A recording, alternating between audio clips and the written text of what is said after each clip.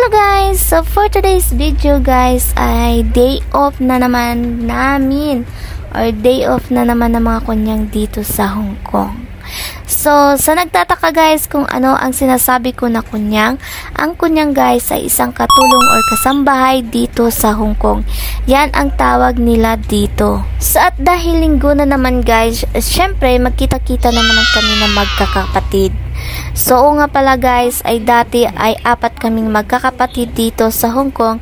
Ngayon ay 3 na lang kasi nga yung isa nag for good na sa Pilipinas. So at ito guys ang way na hinahata ko is papuntang Fanling Station or MTR Station. So ang MTR Station ang located niya is Fanling. So every day of pala guys, ako ay nagbibiyahe for almost 2 hours or 1 hour and 45 minutes.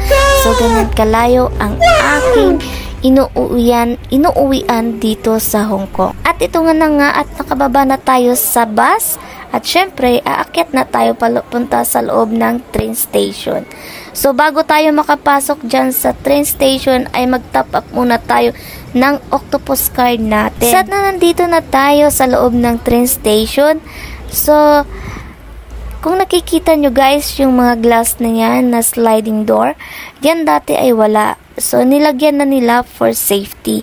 Kasi minsan, yung mga bata naglalaro at syempre, para maiwasan na rin na may mahulog dyan. So, at ayan, nandito na tayo sa Kolontong Station. Mag-i-interchange na tayo papuntang Whampoa. So, at nandito na nga tayo sa Whampoa Station. So, ayan guys, nagkita kami dyan ng kapatid ko.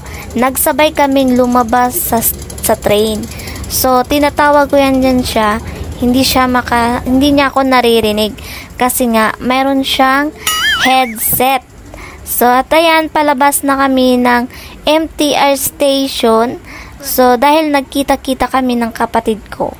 So sabay na lang kaming pumunta ng Planet Square. So ayan guys, kami ay paakyat na palabas ng MTR station or train station. So habang ako ay nagbibideo-video dyan, tinatanong niya ako kung ano yung ginagawa ko. So, sinagot ko siya. Syempre, alam mo na kung anong ginagawa ko. So, ayan guys, ay nandito na kami sa labas ng train station.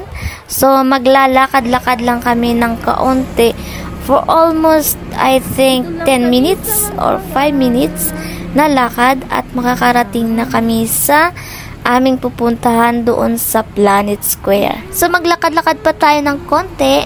So, at makakarating na tayo sa Planet Square. So, ayan guys, ang pintuan yun ng Planet Square, yung medyo black.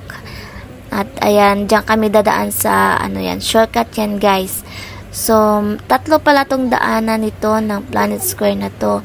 Dito yung shortcut, tapos doon sa kabila, yung malaking hagdan or malapad siya. Tapos, doon sa kabila na naman is malapit sa welcome.